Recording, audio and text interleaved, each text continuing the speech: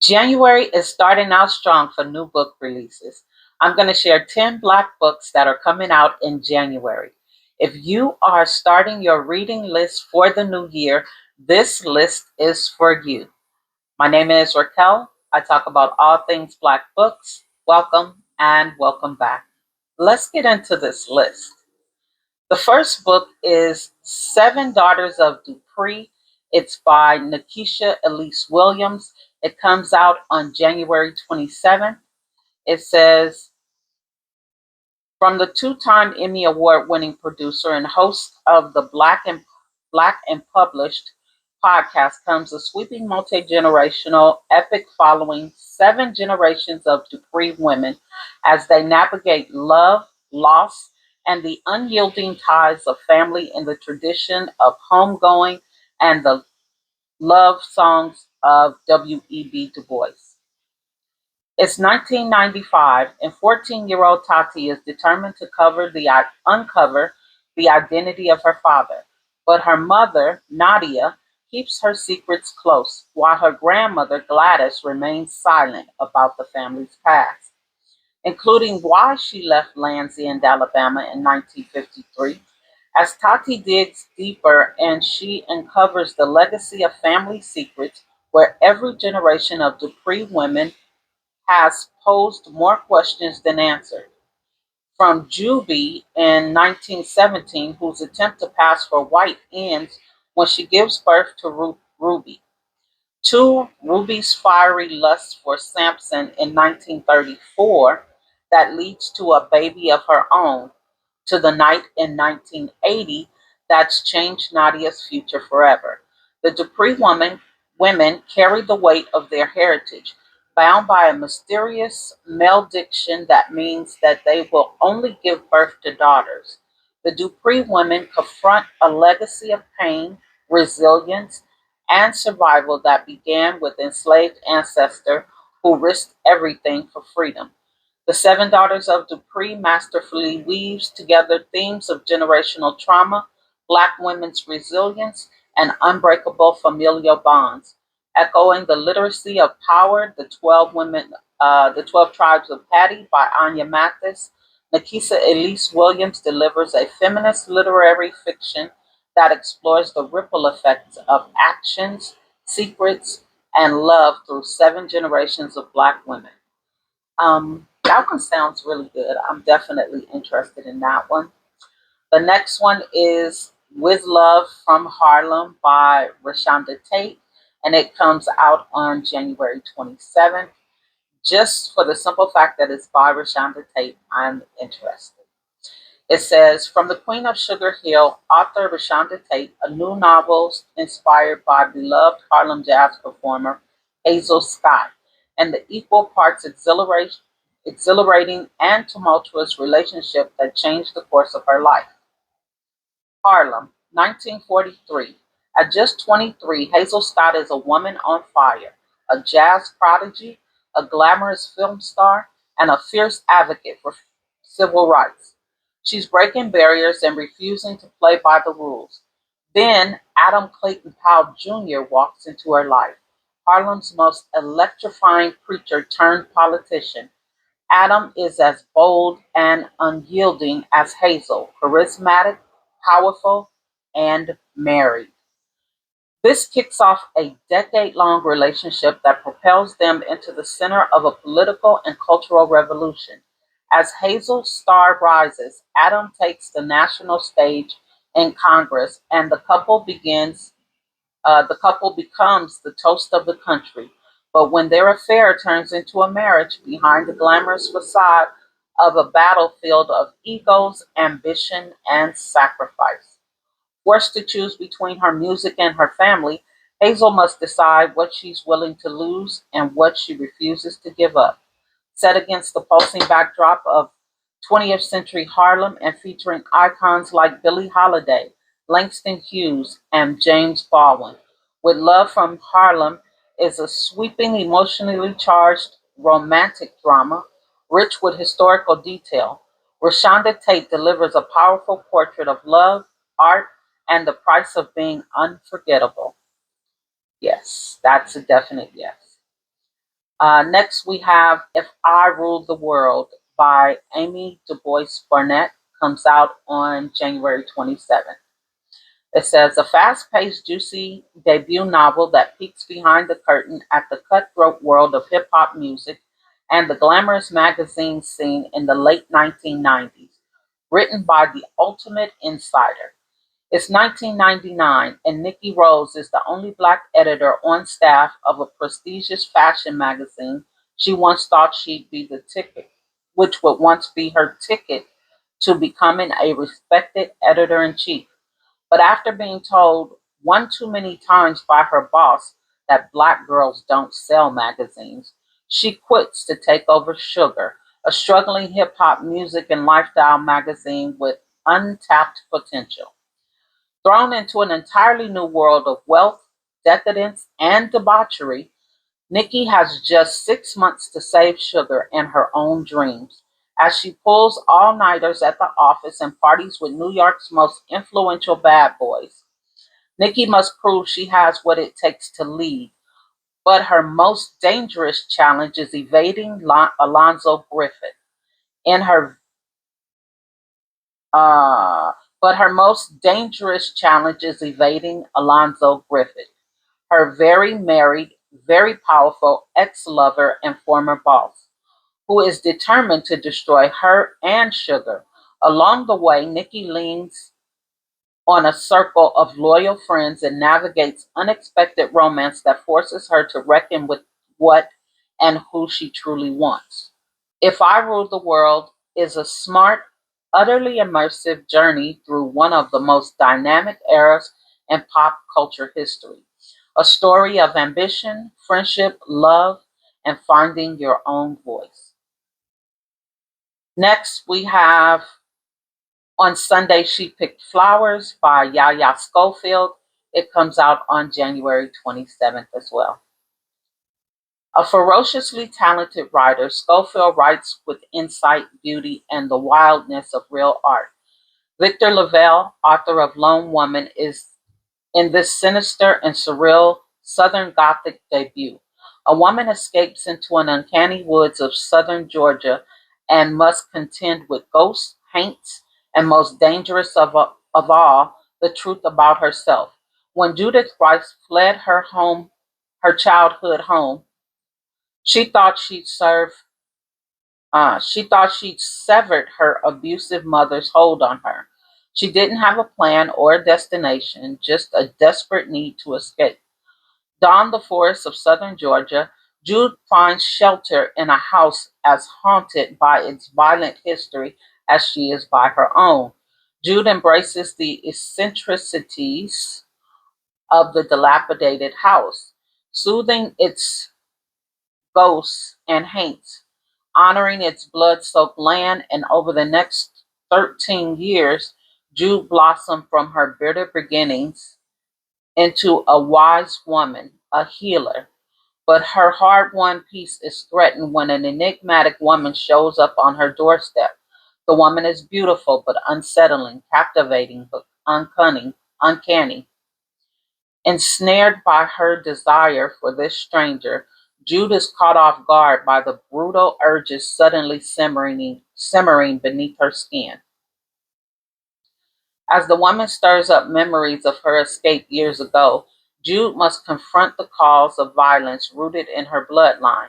Haunting and thought provoking, On Sunday She Picked Flowers explores retribution, family trauma, and the power of building oneself back up after breaking down. I'm not into Southern Gothic, but it is a little bit interesting, so this one is a maybe. Next is Fire Sword C by Vanessa Riley, comes out on January 13th. In her latest, Riley provides a fresh take on high seas adventure through the eyes of the courageous swashbuckling based on the real life female pirate Jacote Delahaye. The research Riley has done on this 1600 saga is truly remarkable, second only to her depictions of the lush Caribbean setting and the diverse, multifaceted cast of characters. This is one to be savored. Fiona Davis, New York Times bestselling author of The Stolen Queen. The real pirates of the Caribbean were black and women. From Vanessa Riley's acclaimed author Queen of Exiles comes a sweeping, immersive saga based on the life of legendary 17th century pirate Jacques Delahaye. The Caribbean Sea, 1675. Jacques Delahaye is a mixed race daughter of a wealthy tavern owner on the island of Tortuga. Instead of marriage, Jacote dreams of joining the seafarers and smugglers whose tall-masted ship cluster on the turquoise water around Tortuga. She falls in love with a pirate, but when she returns to the sea, Jacote decides to make her own way. In Haiti, she becomes Jacques, a dock worker, earning the respect of those around her while hiding her gender. Jacote discovers that secret identities are fairly common in the chaotic world of seafaring, which is full of outsiders and misfits. She forms a deep bond with Bahati, an African born woman who has escaped slavery and also disguised herself as a man to navigate the world. They join forces with Dirk G. De Wolf, a fearless adventurer who also lives as a man at sea. As Jacques Jacote falls in love with Lizoa de Everville, forgive me, um, a beautiful courtesan who deals in secrets and sex, while others see their work clothes as disguise. Lizoa true self is a woman. Oh, okay. For the next 20 years, Jacote raids the Caribbean, making enemies and amassing a fortune in stolen gold. When her fellow pirates decide to increase their profits by entering the slave trade, Jacote turns away from privacy and the pursuit of riches, risking her life in one deadly skirmish after another. She instead begins to plot a war of liberation. I am definitely interested in this. I read, oh, I can't even remember the name of the book. Maybe it's something like The Adventures of Jacote Delahaye, but whatever the name of it, it's similar to this, but not quite. But I am very interested in this. Not really into pirates and adventure, but that book was really good. And knowing that this was an actual woman pirate definitely makes it more interesting for me. The next book is The Ex Delima by L. Wright. It comes out on January 27th. Marry or lose your inheritance. A commitment phobic heir in Detroit, Michigan faces the ultimate challenge in his powerful grandmother and family company CEO in this charming, irresistibly fun and flirty new contemporary romance from award winning author L. Wright. Wesley Batchelor is a desperate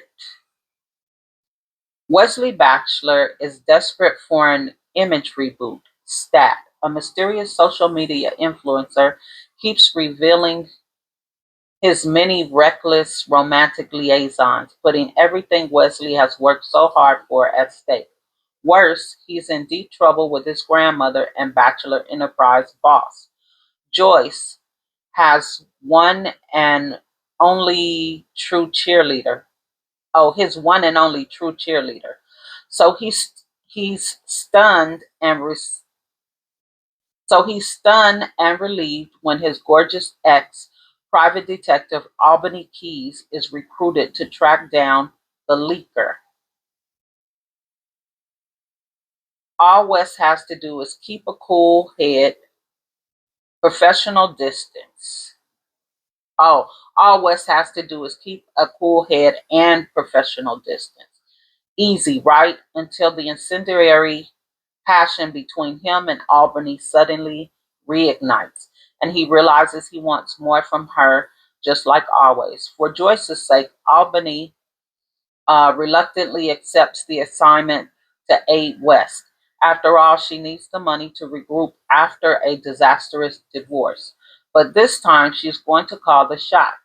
She doesn't need her heart rebroken by the only man she's ever loved. Yet she soon finds their difference are drawing them together again and again and again. Now, with both of their careers and their hearts on the line, can they risk another chance on each other? This time, excuse me, this time for keeps. And next we have The Starseer by Nicole Glover. This one comes out on January 6th. It says Indiana Jones meets Hidden Figures in this brand new standalone historical fantasy set in the world of the conductors, in which the space race of mid 20th century will be determined by magic, if not murder. In the 1960s, the world was caught up in reaching beyond our planets and into the cosmos. It felt impossible, but there was nothing science, math, and magic couldn't make possible.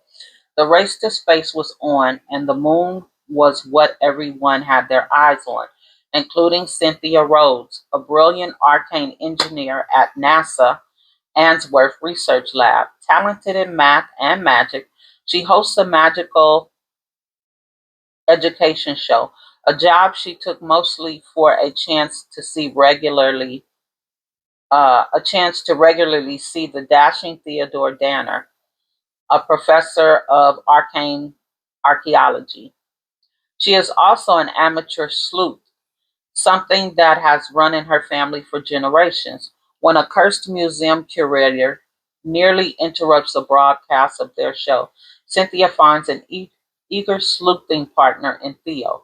Pairing up, they begin investigating the strange behavior of the curator and a mysterious theft at the Arcane History Museum until one of Cynthia's own co-worker perishes right in front of her in a major lab accident that endangers Answorth's role in the space race. Certain it was murder instead of an accident, Cynthia sees this as a separate case at first. However, the more she and Theo investigate, Cynthia uncovers a surprising link between the two incidents. The museum's theft and murder are part of a larger equation, one that includes deadly enchantments, rumored pirate treasure, and a peculiar plant, and a dire threat to the space program as well as everything she holds dear. The Starseeker is another rip-roaring adventure of the Rhodes family, who have been using magic to aid their community and solve mysteries since before the Civil War. The times may have changed, but a Rhodes once again finds themselves thrust into a world of murders, thefts, sabotage, and curses. And this time the stakes extend to the stars themselves. Yeah, that doesn't sound like anything I would want to read. Just doesn't sound interesting to me. Next is I Love You Too Much by Jessica Watson. It comes out, Jessica Watkins, and it comes out on January 27th. It says a husband's deadly affair set off a chain of deception, obsession, and unraveling truth in this twisted domestic thriller where love becomes a weapon. The past won't stay buried, and the truth is more dangerous than a lie. Damar Scott is a man with everything to lose and even more to hide. To the world, he's a devoted husband and father, but behind closed doors, he's keeping an explosive secret, an affair that ends in tragedy. Now he's desperate to erase the evidence, bury the truth, and preserve the illusion of a perfect life, no matter the cost. Aviana suspects someone is out to destroy her, unaware that the real threat lies much closer to home. As her marriage begins to unravel, she turns to Mythic, her first love and longtime confidant, rekindling feelings she thought she buried, torn between past and present. And with her sense of reality slipping, Aviana inches closer. Aviana inches closer to a truth that could shatter everything. As Damar sinks deeper into guilt and delusion, and Aviana untangles the lies tightening around her, the truth erupts, warping love into control and exposing the wreckage left by secrets too dangerous to stay buried. Yeah, not really my type. I don't think so.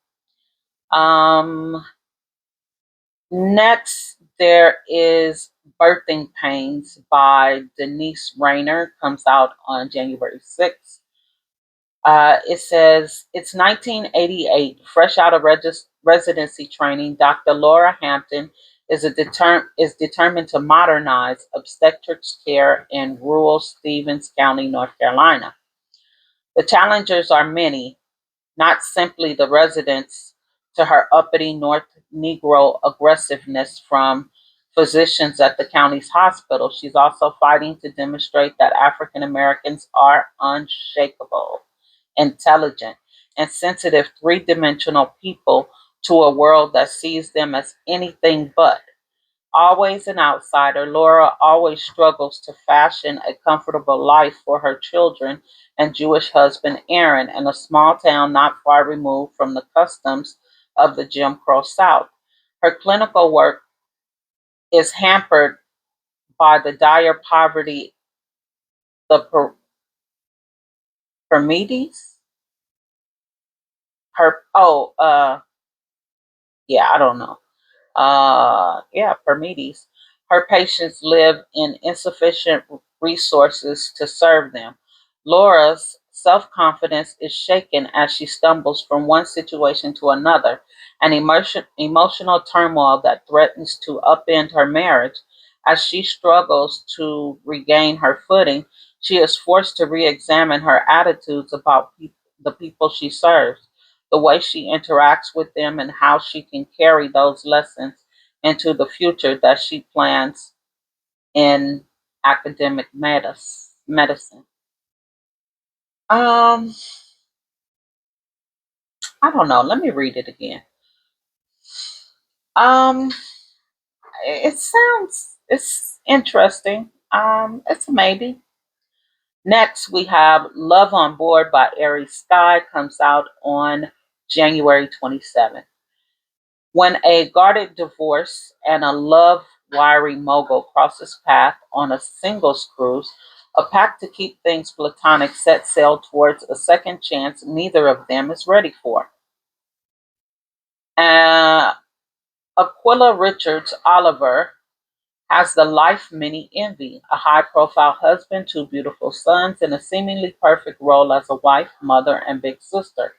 But perfection comes at a steep price. When her marriage to a world renowned chef unravels under the weight of betrayal and long buried truth, Aquila chooses herself for the first time in years and begins the hard work of rebuilding her life on her own terms. Roman Patterson has built everything but a family. At 35, the successful entrepreneur has more wealth than time and more regrets than romance. Convinced love has passed him by, he reluctantly agrees to a singles cruise, expecting nothing more than cocktails and casual distractions. What neither Roman nor Aquila expects is to find each other on a boat in the middle of paradise. They make a pact to enjoy the cruise as friends, but their connection is instant and the chemistry is undeniable. As sparks fly and emotions deepen, they're forced to face the realities waiting back on land: exes, children, broken trust, and wounds that still sting. Can Aquila let down her guard and believe in love again? Can Roman prove he's more than a fleeting escape? Or will the past sink the promise of something real? Okay, that sounds a bit interesting. That's a maybe. Then we have Sanders' Second Time Around by LaQuay or LaQuette. Comes out on January 6th. Janae Sanders is a dedicated single mother who lives for her son, James. But when she runs into her secret high school crush, Adam, at her 20-year reunion, they spend the night making up for lost time, and she remembers the part of herself she'd forgotten since her divorce. Too bad the new superintendent of her son's school district decides now is the best time to slash all arts programs, which serve as feeder programs into a prestigious and very expensive arts college. Instead of getting to know Adam like she wants, she's rallying her fellow PTA members to get him and the district to change their minds. Adam Henderson, the new superintendent, unbeknownst to Janae, has always had a thing for Janae Sanders. So when he returns home after 20 years and a friend mentions she's single, Adam jumps at the chance to reacquaint himself with the one who got away. As far as he's concerned, their night together after their reunion is proof that the second time around is better than the first. But if he can't get the head of the PTA off his back after cutting programs that were costing the district money, he may not have had he may not have as much time to devote to rekindling his attraction to Janae as he planned. When a school board meeting is called and Janae and Adam discover they've been dating the enemy, Janet gives Adam two choices: A. Restore the program, B. Lose her. Adam decides he likes the third option better. C. They can take the long upcoming weekend to get away at his family's cabin and figure out how to keep the arts program, plug the financial drain they've become on the school that plug the financial drain they've become on the school district, and still keep seeing each other at the same time. Janae is ticked off enough to tell him where to get off, but when her savvy, sexy, and single club members remind her you catch more flies with honey, she wonders if Adam isn't right. Maybe there's a way for them to both get what they want. That sounds really cute. I'm interested in that one for sure. And then number 10 is Burn Down Master's House by Clay Kane. Comes out on January 27th. I have been anticipating this book for at least the last 3 months. So it says, inspired by true, long buried stories of enslaved people who dared to fight back, a searing betrayal of resistance for readers of Colson Whitehead, Jasmine Ward, and Percival Everett. From Clay Kane, award winning journalist and New York Times bestselling author of The Grift. As turmoil simmers within a divided nation, smoke from another blaze began to rise. Sparked by individual acts of resistance among those enslaved across America's South, their seemingly desperate rebellions fuel a singular inferno of justice, connecting them in ways quite at times explosive at others. As these flames rise, so will they. Luke, quick-witted and liberated, and Henry, a man with a strong and defiant spirit, forge an unbreakable bond at a Virginia plantation called Magnolia Row. Both seek escape from unimaginable cruelty, and sure as the fires of hell, Luke and Henry will leave their mark, sparking resistance among the lives they touch. One is Josephine, a young, sharp, and observant girl who wields silence as her greatest weapon. A witness to Luke and Henry's resistance, she listens, watches, waits for the moment to make her move. Then there's Charity Butler, her husband, a former enslaved man who proved his ferocity as a young boy standing alongside Josephine. At his encouragement, Charity fights for freedom in court and wins, only to battle a deeply unjust system designed to destroy the life they've built.